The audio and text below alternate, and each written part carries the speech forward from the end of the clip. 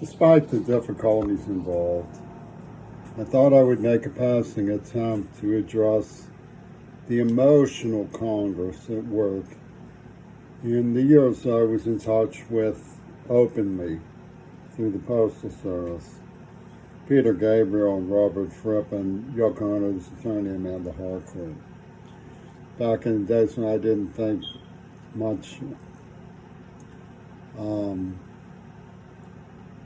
hot wiring was going on behind the scenes. I just thought I was trying to find a comfortable place where I could be in a learning setting.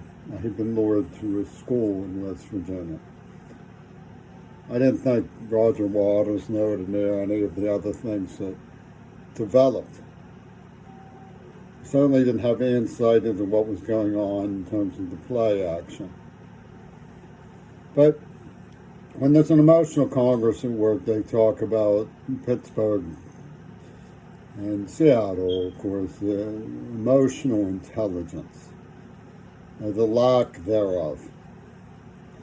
So it's a handy way to sort of mitigate contradictions, hypocrisies, lies by saying, well, it's the way people feel about the situation that's important. Now, I have no idea what led Ken Crimson to make illegal tapes of me or to play act found art which they had planned and set up. But I know that I gave them the benefit of the doubt. I considered them innocent of wrongdoing. Logic, I thought, was a problem. See, the thing about the communications is they went from being very intelligent, direct, to being very vaporous and ambiguous and oblique, even obstructive. I mean, this translucence to transparent to opacity is in the presence in their art.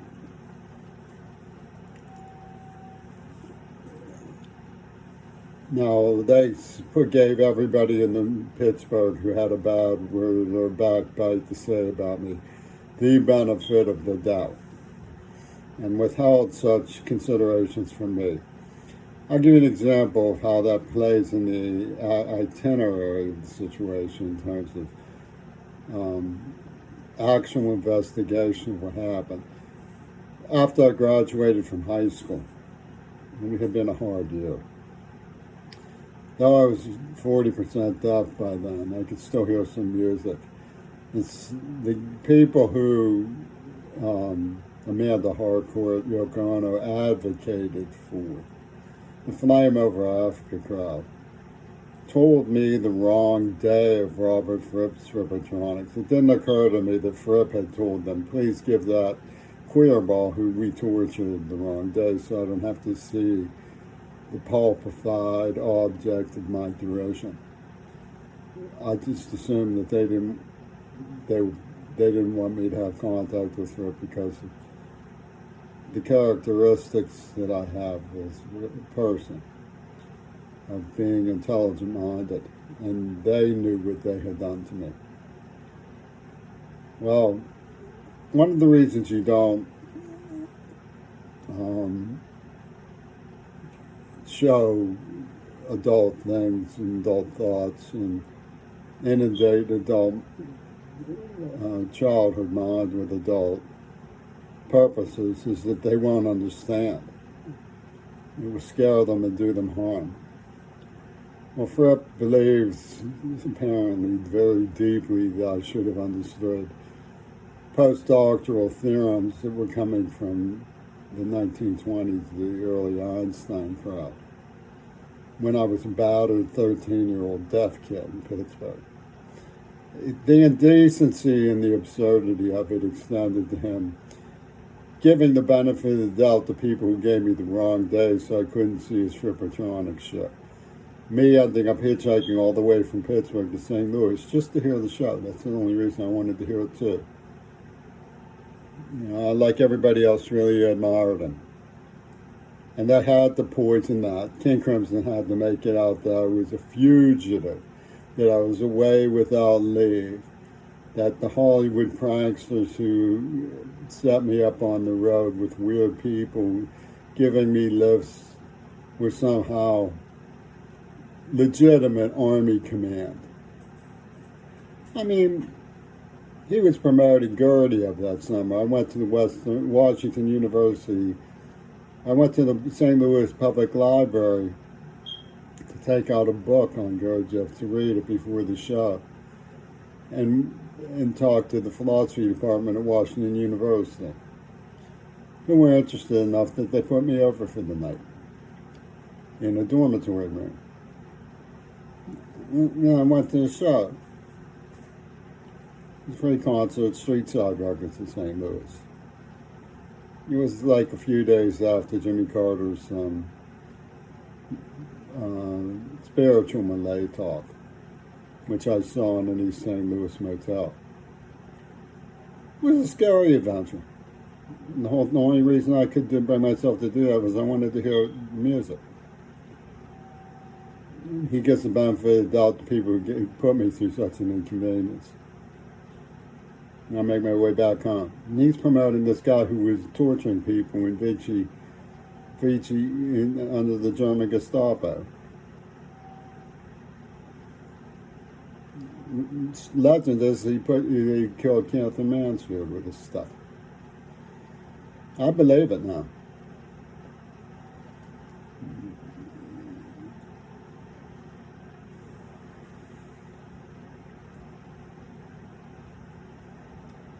There was this bookstore called Shulman's, or Caliban Books. It was called Red-Handed Stealing Museum Books. He gave them the benefit of the doubt. Across the street, same Craig Street, Mandela Books, Steve Scioli insisted that he was like this with Robert Fripp. He gave him the matter of doubt. So when Claremont gave me Fripp's address, I said, well, he doesn't want to hear from me. He likes these Pittsburghers. I gave Steve Scioli the address. I had no idea that those bookstores could have been implicated. I've never heard that Mandela closed before that. So I don't know. I'm not emotionally intelligent enough to know what to say about that. And then there was Vince Irene, Pimp, and Hotwire on illegal tapes around the world. It's King Crimson jacked up. Adrian Ballou gets, why'd I give the postcard to Adrian Ballou? Fripp says, pass the tape over to be heard. Never pass the tape over to be heard, pass the copy. Oh, the tape is in your heart, my faggy. Nobody understands why I would hitchhike to St. Louis. Oh, and they're going to use that as spiritual cannon fodder for their oblique, majestic highness. Help.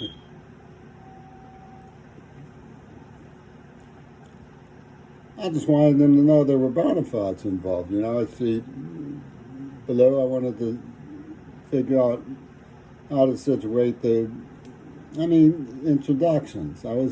My pappy was chair of philosophy of education at the University of Pittsburgh. That was an important position. He was lieutenant in the U.S. Navy. Peace Corps leader. Amnesty International's Northeast regional director called him a hero. She'd taken classes with him. Peter Gabriel has gone around, hip hip, I'm the spokesman for Amnesty International, hip hip for me. Well, I've got to find out what gives with these guys, right? I'm trying to make some introductions. Pappy told me to write a dissertation called God, Guns, and Rock and Roll, and I wanted to be, I liked that. I wanted to be friendly. Can't ask a brother to like Reagan just because they're bootlicking him.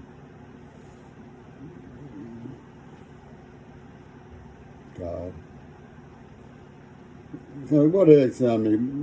Dear James, your tape is in the New York office of EG Records, so I'll pass your letter over to them.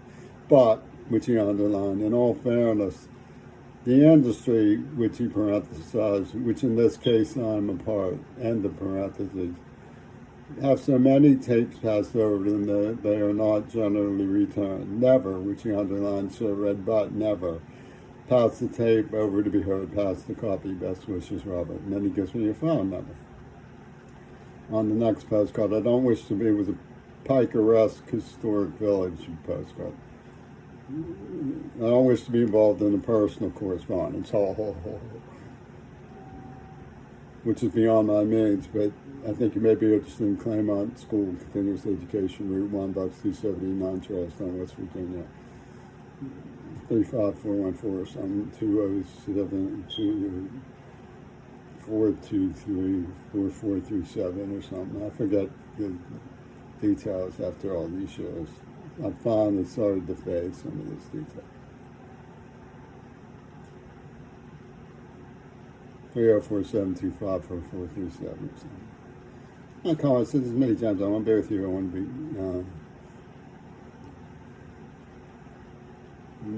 Pappy died and I went down for a weekend, you know.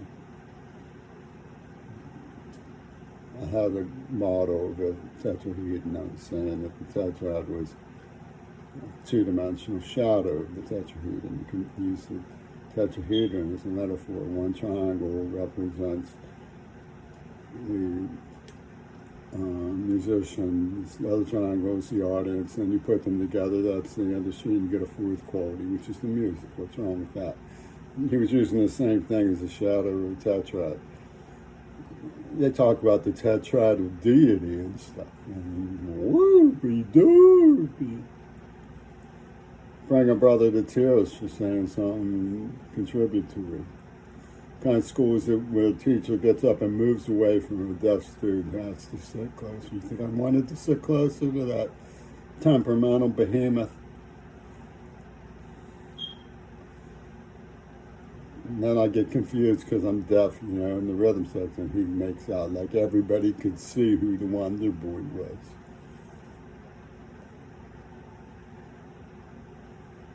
Emotional intelligence means unity of purpose in a museum thief ice racket, I guess.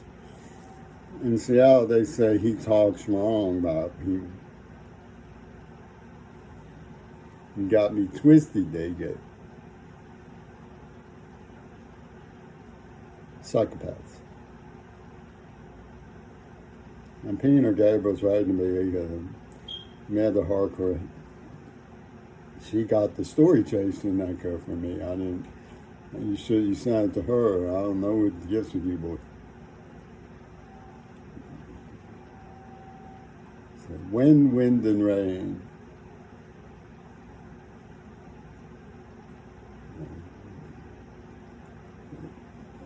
Half-grown webbed feet and stuff like this, you know. Me, they're putting my card in their Rolodex. That's what they say.